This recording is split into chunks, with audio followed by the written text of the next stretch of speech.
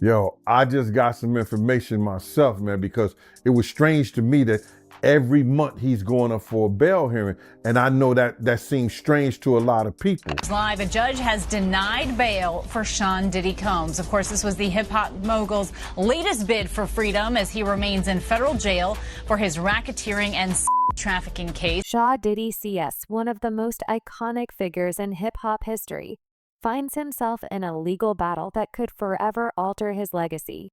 The music mogul, known for his flashy lifestyle and influential career, has been denied bail for the third time. This decision made by Judah Subin reflects the court's belief that no amount of money or restrictions could ensure the safety of the community if CS were to be released. The judge's reasoning, laid out in a detailed ruling, paints a grim picture for the former Bad Boy Records founder who now faces mounting allegations and a tarnished reputation.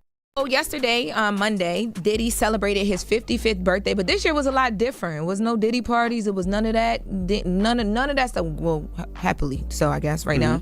But anyway, so this is his first birthday behind bars. Let's be honest. This case is shaping up to be one of the most traumatic legal battles in recent memory. The stakes, not just Combs' freedom, but his entire empire. His latest bid for bail wasn't just a simple request. It was a massive high-stakes gamble involving a proposed 50 million unit bail package. That's right, 50 million. The defense team argued that this unprecedented offer, coupled with strict conditions like 24/7 private security and no internet or phone access, should have been enough to alleviate any concerns about Combs being a danger to society or a flight risk. But the court wasn't convinced, and Judge Subin didn't hold back in explaining why. No, I'm not surprised by the ruling because, as she cited in her order, there are very serious allegations about the danger that he potentially poses to other witnesses and the public at large. There are allegations that he has, been violent with others. He's also attempted to allegedly intimidate other witnesses and still contact witnesses while incarcerated. The judge's decision highlighted 4 key factors that needed to be considered: the nature of the charges, the weight of the evidence against Combs, his personal history, and whether releasing him would pose a danger to the community on all fronts. Things didn't look good for Diddy. The charges alone are jaw-dropping: racketeering, coercion, and orchestrating a systematic pattern of harm that spanned years. Prosecutors alleged that Combs used his wealth, power, and connections to create an environment where his desires could be fulfilled without consequence. But this isn't just about the accusations. It's about the evidence backing them. Monitoring another push to free Sean Diddy Combs tonight, with his legal team citing new evidence in an updated bail proposal. The music mogul agreeing to around-the-clock security and cutting out contact with basically anyone but his legal team to get out of jail ahead of his trial scheduled for May of next year for charges he allegedly coerced and abused women for. One of the most damning pieces of evidence, led by the prosecutors and referenced in the judge's ruling, is a video from 2016. This now infamous footage shows Combs in a Los Angeles hotel hallway, engaging in behavior that prosecutors describe as violent and controlling. In the video, MS, wearing nothing but a towel, is seen confronting his then partner Cassandra Ventura, known to the world as Cassie. The footage reportedly shows him dragging her to the ground, kicking her, and forcibly pulling her back toward their hotel room. Prosecutors argue that this incident is just one example of a much larger pattern of aggression and control. Is everybody familiar with the old Houdini? So what Diddy's lawyers are trying to do is pull a Houdini. They're trying to say that the evidence that they have is different. Well, it's not different. The video that the entire world has seen is not going to go away. The fact that he had parties that were freak-offs is not going away. So it's just a question of whether. Adding to the weight of the evidence are text messages exchanged between Combs and Cassie in the aftermath of the incident. These messages, entered into the court record, reveal a chilling narrative. In one message, Cassie reportedly describes the visible harm she suffered, mentioning a swollen face and other injuries. "I have a black eye and a swollen lip.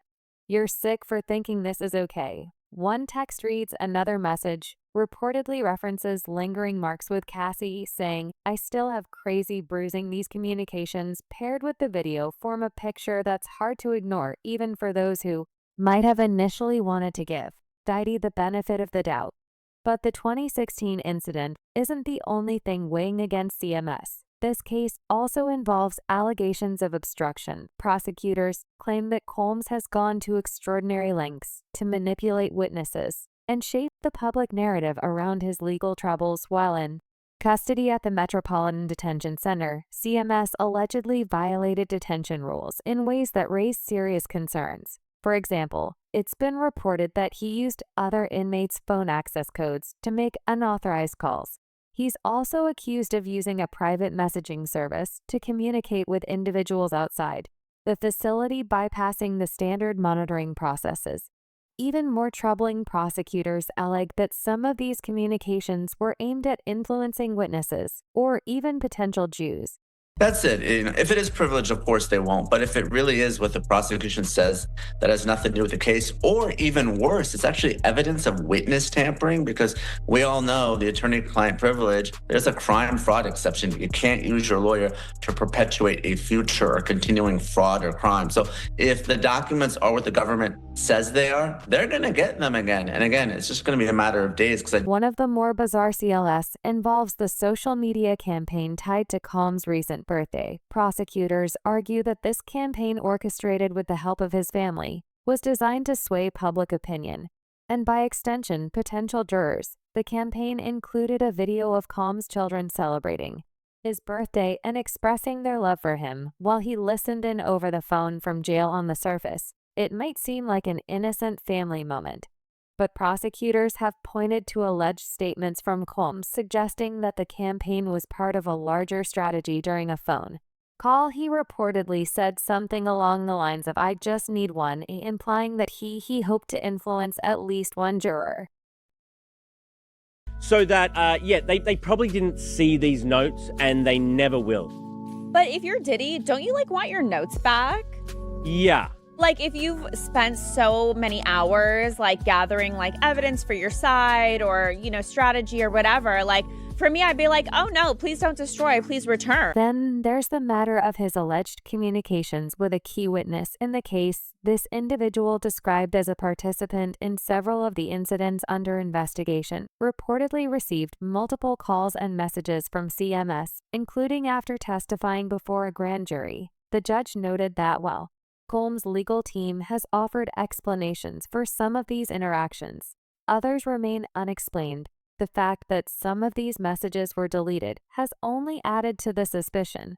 All of this led Judge Siebermannen to conclude that there is a significant risk of witness tampering, a conclusion that played heavily into the decision to deny bail. The defense, of course, has pushed back hard against these allegations. Call's legal team, led by attorneys Mark Agnifilo and Alexander Shapiro, has argued that many of the claims against their client are either exaggerated or outright false. They've also pointed to Combs' willingness to accept extraordinarily restrictive conditions for his release as evidence that he can be trusted to comply with court orders. According to the defense, Combs would have been confined to a 3-bedroom apartment on the Upper East Side of Manhattan with private security guards monitoring his every move. He would have had no access to a phone or the internet, and his interactions with the outside world would have been strictly limited to his legal team and specific family members. If they did in fact occur, their argument is more than likely going to be that this activity was consensual, that this person was a willing participant, and not only that, but that these individuals assumed the risk of being present at those parties, of engaging and voluntarily engaging in the sexual conduct and being in those spaces, consuming and things of that nature. But as compelling as the defense's arguments might seem, Judge Siebermannen wasn't convinced. One of the key points of contention was the proposed use of private security to monitor. Prosecutors argued that such an arrangement would essentially amount to Combs paying for his own private jail scenario. They claimed would create a 2-tier justice system where the wealthy could buy their way out of detention. The judge seemed to share these concerns, noting that the proposed security team would ultimately be accountable to Combs, not the court.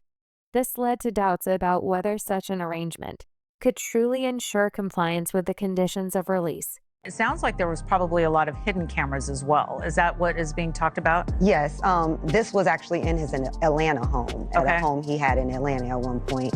And it does seem that the person isn't like looking into the video, so it's, to me, doesn't seem like that person knows they're being videotaped. It doesn't seem like they're active participant in the videotape. The judge also took issue with the defense's handling of a separate controversy involving notes seized from Combs' jail cell.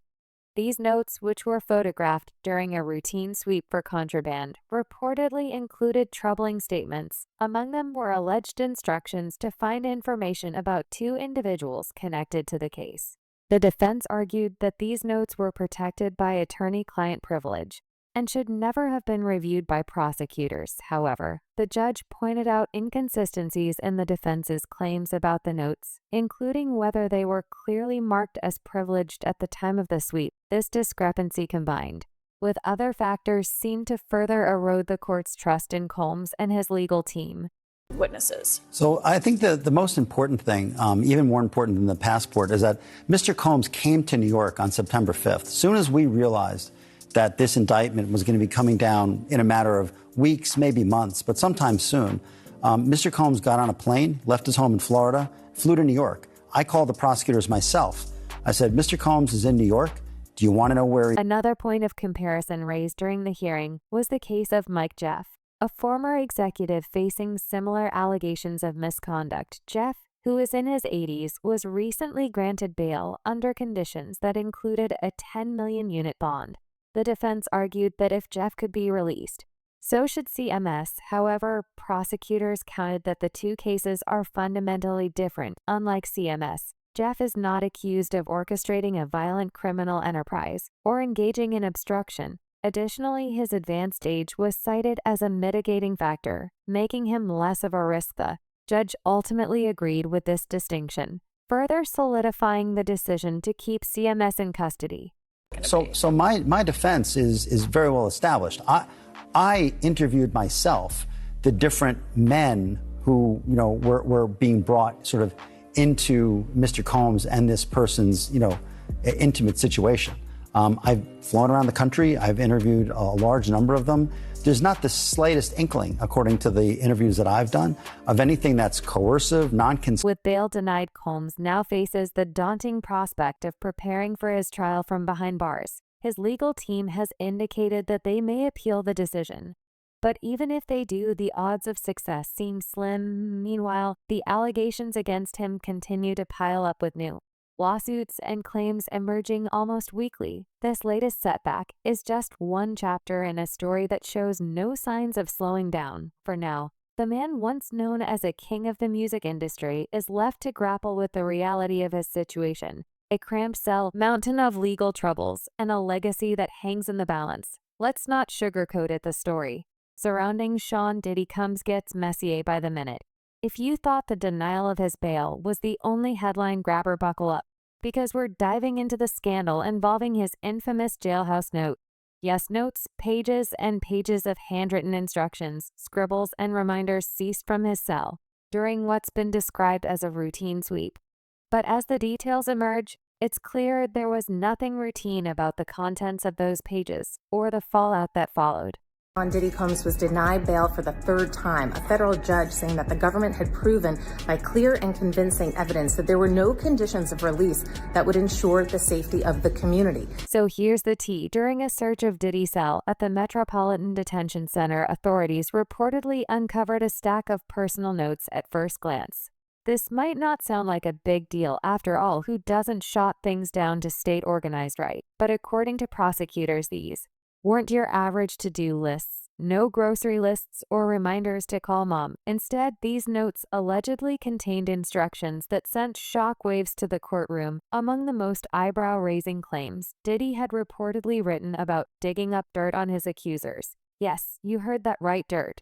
On the very people accusing him of wrongdoing, and it doesn't stop there. Prosecutors claim one entry even instructed a family member to find everything on specific individuals linked to the case. Another reportedly mentioned paying off witnesses, though Diddy's legal team has fiercely denied those allegations, calling them baseless and a gross misinterpretation of his private thoughts. But let's be real, in a case already brimming with accusations of manipulation and power plays, this discovery only adds fuel to the fire. The defense denying these claims and is pushing for his release under strict conditions, including a $50 million bond and 24/7 monitoring at a secured Manhattan apartment. There will be a hearing today where both sides will have a chance to clarify exactly how Combs has been connecting with the world outside his jail. Now you'd think the notes would be a slam dunk for the prosecutors, right? Evidence of tampering and intimidation, written in Diddy's own handwriting, case closed. But not so fast. His defense team has come out swinging, arguing that these notes were protected by attorney-client privilege and should never have been seized in the first place. They've accused the Bureau of Prisons and the prosecution of overstepping their bounds, labeling the seizure a blatant violation of Diddy's constitutional rights. And here's where it gets even juicier. At an emergency hearing, Diddy's lawyers demanded to know how the search was conducted, why the notes were photographed, and whether this was all part of a targeted effort to undermine their client's case. So there's a few things going on. First is the privilege issue. The judge will decide whether the documents are privileged or not. If they're not, they're going to go to the government. If the documents are not only not privileged, but they're evidence of witness tampering, then a few things can happen, all of which are bad for Sean Diddy Combs. First, of course, he could face obstruction of justice charges in a superseding indictment. The judge, clearly not want to take sides, prematurely ruled that prosecutors must destroy any copies of the notes they had in their possession. But, and this is a big but, the originals would be kept under court supervision while both sides argue over their admissibility. What does that mean in plain terms? For now, those notes are in legal limbo, neither fully off the table nor entirely in play. But make no mistake, their mere existence has already cast a long shadow over the proceedings. Let's pause for a second and think about the optics here. If you're a juror, or even just a casual observer, how does it look when someone accused of such serious allegations is found making notes that allegedly include instructions to dig up dirt on their accusers? It doesn't exactly scream innocence, does it? And while Diddy's team insists these notes have been taken wildly out of context, the damage to his public image is undeniable. It's one thing to be accused of wrongdoing. It's another to be portrayed as someone actively trying to manipulate the system from behind bars. Wait a minute. Say that again. Back up. You're saying that there's tapes and they're being shopped? Yes, there have been people already shopping. We've heard about the tapes, but yes. The shopping thing is... Yes, there already have been tapes leaking around Hollywood, being shopped around to individuals in Hollywood. But one particular person contacted me to shop a particular video they were in possession of. And speaking of manipulation, this isn't the first time Diddy's actions from jail have raised eyebrows. Remember that birthday video we mentioned earlier? The one where his family gathered to celebrate him while he listened in over the phone. Well, prosecutors claimed there was no innocent family moment. Instead, they argue it was part of a carefully orchestrated campaign to influence public opinion. And by extension, potential jurors, according to their filings, did monitor the video's engagement metrics and even discussed strategies to maximize its impact. I just need one, he reportedly said, referring to the possibility of swaying a single juror to his side. If true, it's a bold, and some might say risky move for someone already under such intense scrutiny. But let's not forget the players behind the scenes. Diddy's legal team has been working overtime to counter these narratives, painting him as a victim of overreach and media sensationalism. They argue that his actions have been mischaracterized, and that as a high-profile figure, he's simply trying to defend himself in the court of public opinion. And honestly, can you blame them with so much riding on this case? Not just his freedom, but his legacy, his empire, and his family's future. They've got their work cut out for them. Not buying it all, Kana. And safety can mean a couple different things. Safety just doesn't mean free from harm of violence. Safety can also too means emotional and mental dynamics that could occur by Sean Combs reaching out to potential witness to get them to possibly change. Yet even as his lawyers fight to control the narrative, new allegations continue to surface. One of the most explosive claims involves Diddy's alleged use of his wealth and influence to silence those who could testify against him. Prosecutors have pointed to instances where they say payments were made to individuals connected the case, raising questions about whether these transactions were intended to buy loyalty or silence. Diddy's team, of course, denies this, insisting that any financial dealings were above board and entirely unrelated to the allegations at hand. But in the court of public opinion, where optics often matter more than facts, the damage may already be done. And then there's the question of accomplices. Because let's face it, if even half of what's alleged is true, there's no way Diddy could have operated alone. Prosecutors have hinted at the involvement of a network of enablers, people who allegedly helped facilitate the very acts he's accused of, from assistants and bodyguards to high-profile friends who turned a blind eye. The web of complicity, if proven, could be sprawling. And that raises an uncomfortable question.